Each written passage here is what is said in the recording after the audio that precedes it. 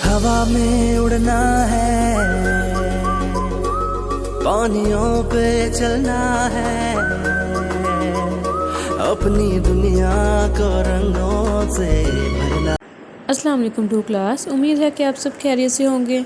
To class जैसे कि आपका इस्लामियत और इंग्लिश के बाद नेक्स्ट समर पैक में वर्क है वाक़फ़ियती आमा का, ठीक है। ये भी आपने बहुत ज़्यादा नीटली और केयरली करना है।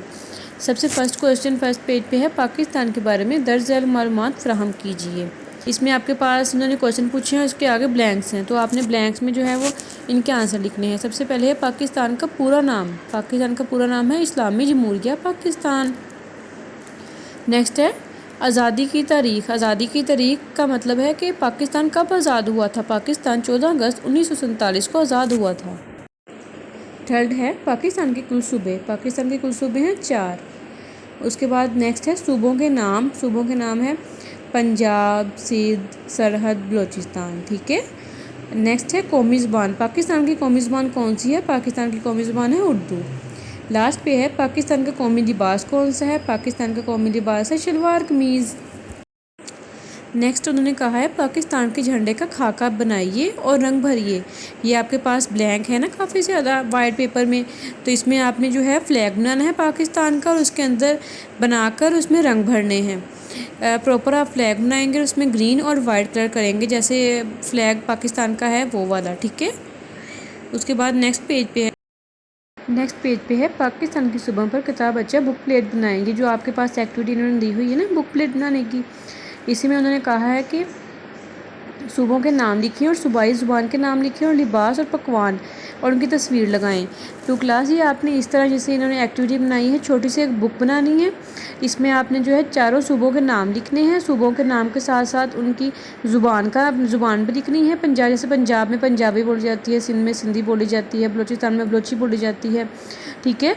और उसके बाद इनका लिबास और पकवान। उसके बाद जो 4 सूबे हैं इनमें जो लोग जो जिस किस्म का लिबास पहनते हैं वो भी आपने लिखना है। जैसे पंजाब में तो शलवार कमीज़ पहनते हैं, वैसे ही आपने सिंध बलूचिस्तान इन सब का बताना है कि कौन सा लिबास पहनते हैं और इनके पकवान मीन्स कि कौन सा खाना ज़्यादा पसंद करते हैं, ठीक है। इस तरह से आपने छोटी सी बुक बनाकर यहाँ पर पेस्ट कर देनी है। जैसे सेम टू सेम उन्होंने नीचे आपको एक एक्टिविटी बनाकर दिखाई है, ऐसे ही आपने ये सुबह के हिसाब से बनानी, ठीक है। नेक्स्ट पेज पे है शहर और गांव का मुआवजा कीजिए। ऊपर आपके पास उन्होंने गांव बनाया हुआ है, नीचे देखिए शहर बनाया हुआ है। इसमें वो आपने मुआवजा करना है, मतलब बताना है कि शहर में क्या होता है, गांव में क्या होता है, फ़र्क क्या है इन दोनों में। सबसे पहले आप देखें कि शहर में जो है वो पक्की सड़कें होती हैं, लेकिन गांव में जो है वो कच्ची सड़कें होती हैं, ठीक है। इसके अलावा आप लिख सकते हैं कि गाँव की फ़िज़ा जो है वो अच्छी है और आलूदा नहीं है बिल्कुल भी, लेकिन जो शहर की फ़िज़ा है वो गंदी है, क्योंकि वहाँ पर बहुत ज़्यादा शहर में नॉइज़ पोल्यूशन है। गाड़ियों के धुओं की वजह से बहुत ज़्यादा आलूदगी फैल गई है, ठीक है। इसके अलावा आप लिख सकते हैं कि शहरों और गांव में कौन कौन से काम होते हैं। जैसे कि शहर में डॉक्टर मतलब पेशे कौन से हैं, डॉक्टर ज़्यादा हैं शहर में, इंजीनियर ज़्यादा हैं, साइंटिस्ट ज़्यादा हैं, जबकि गांव में ऐसा डॉक्टर्स हैं बट बहुत कम हैं, ठीक है, और इंजीनियर भी बहुत कम हैं। लेकिन जो देहात है मतलब गांव में, वहाँ पर जो है ज़्यादातर किसान हैं, मोची हैं, दुकानदार हैं, वो इस तरह के पेशे जो है वो अख्तियार करते हैं, ठीक है। इसके अलावा गांव के और शहर के खानों में कितना फ़र्क है।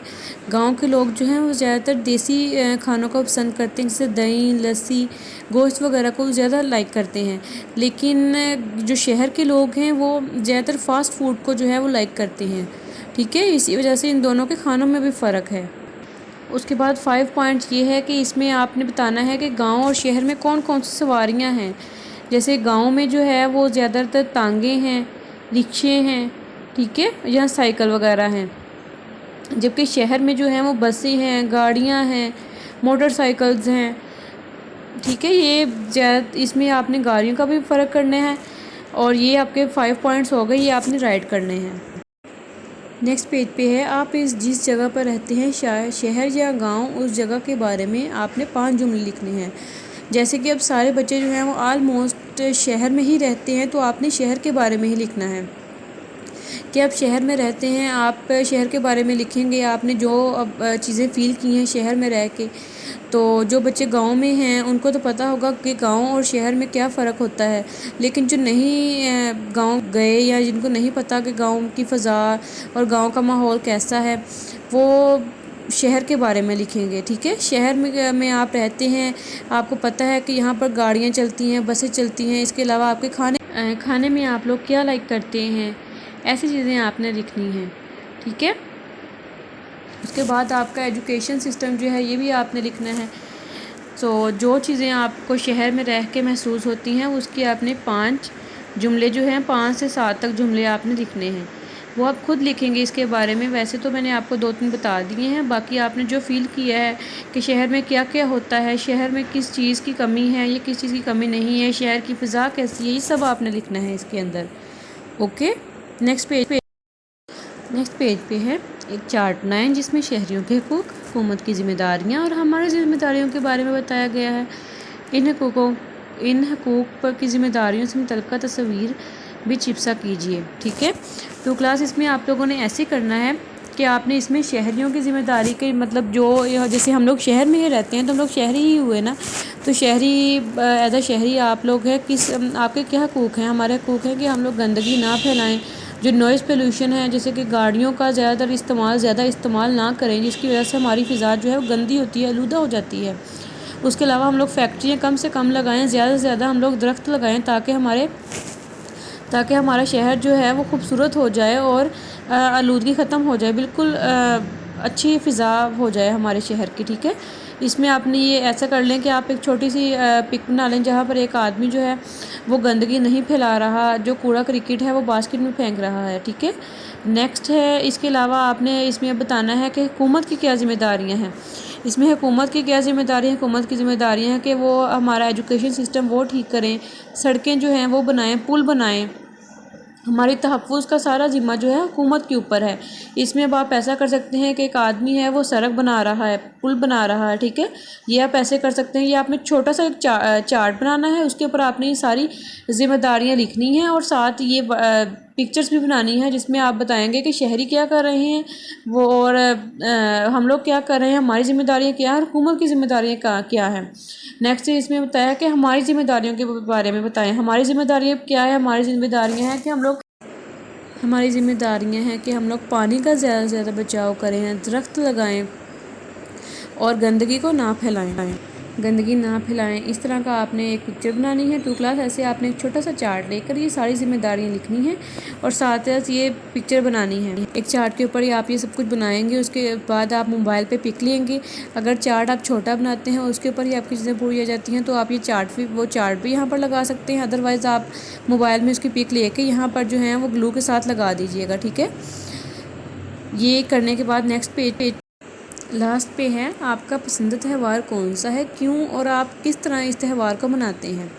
2 کلاس اب آپ نے اس میں جس تہواروں میں ہو گئے جیسے عید الفطر، عید الاضحیٰ، عید میلاد النبی، ٹھیک ہے، یہ آپ کے تہوار ہیں۔ اب آپ نے اس میں یہاں پر بتانا ہے کہ آپ کو کون سا تہوار پسند ہے، آپ کو عید الفطر پسند ہے کہ آپ کو عید الاضحیٰ پسند ہے۔